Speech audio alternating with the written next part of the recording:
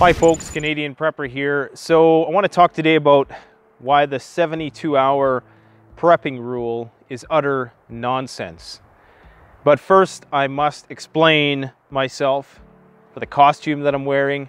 A company called, what's the name of the clothing? Rynoskin sent me a bunch of different types of clothing to test out. And the unique feature of this clothing is that it protects you from bug bites. So mosquitoes can't bite through it, ticks can't bite through it, black flies probably can bite through it, but I'm not sure about that because the way they bite is a little bit different. They kind of gnaw at stuff like little beavers. So they probably could take chunks out of it, but there's not a lot of black flies where I am, so I don't really have to worry about that.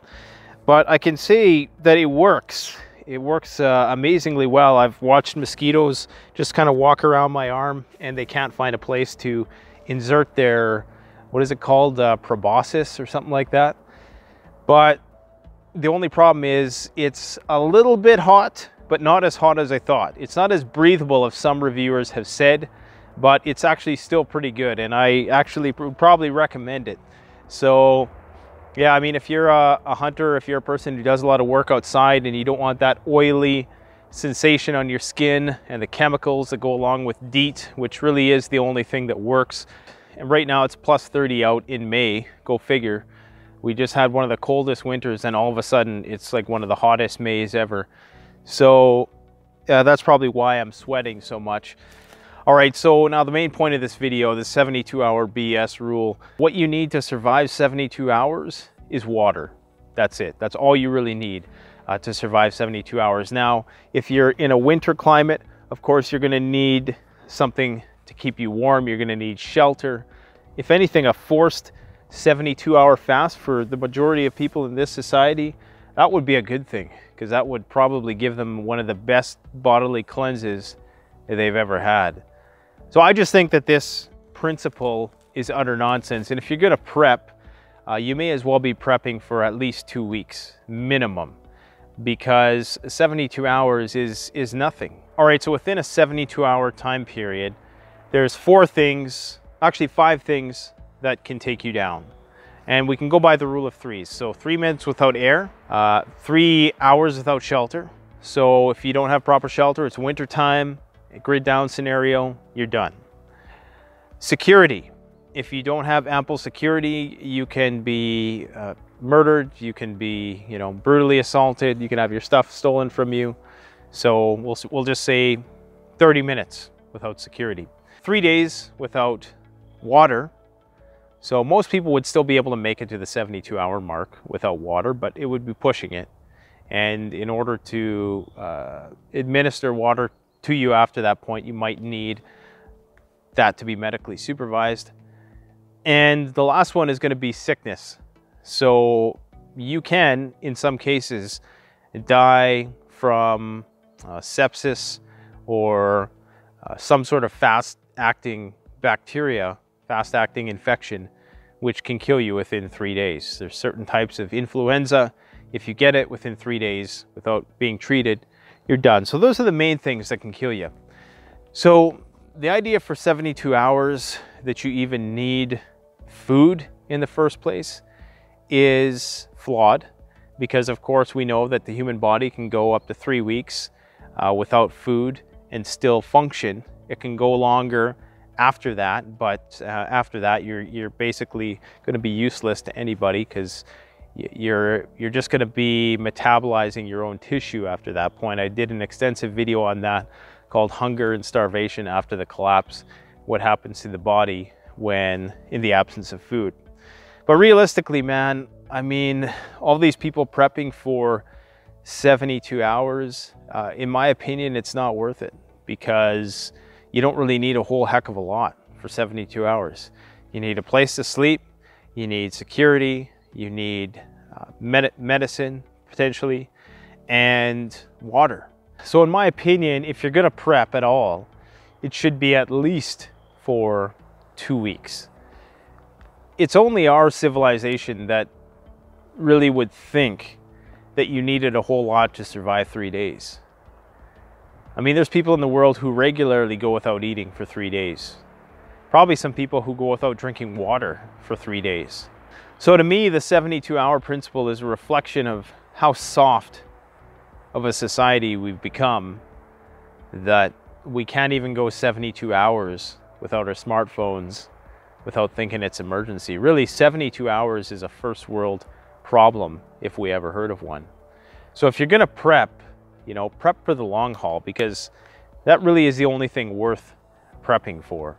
I mean, if you're just somebody who wants to get the 3-day supply in case you get stranded atop a rooftop in a flooded region, or in case the power goes out and it's winter time, and in such case you're probably going to be bugging in anyways, so having a 72-hour kit, maybe not necessarily a backpack, would be useful, but I would assume that most of the stuff you would use in that scenario is going to be in your house, that you would have all the time. It's not necessarily a prep. You don't need to go and buy these cheap survival kits that are supposed to last you 3 days that are one and done. I'm going to be releasing a bug out roll complete system with premium tools that you're going to be able to use on a regular basis, and not something which is going to cost half the price and you're only going to be able to use once and throw it away.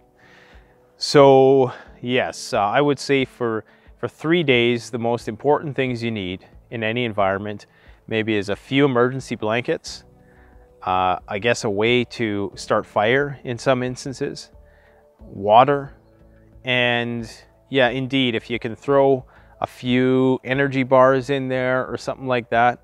But again, a long fast is not going to kill anybody. In fact, it's probably going to detox a lot of people who have more than enough energy supply stored on their person to get them through probably more than 3 weeks. I bet you the average American person and Canadian person, because we're pretty much on par in terms of our physical fitness levels, probably has enough to last 5 to 6 weeks if supplemented with some vitamins and maybe the odd meal.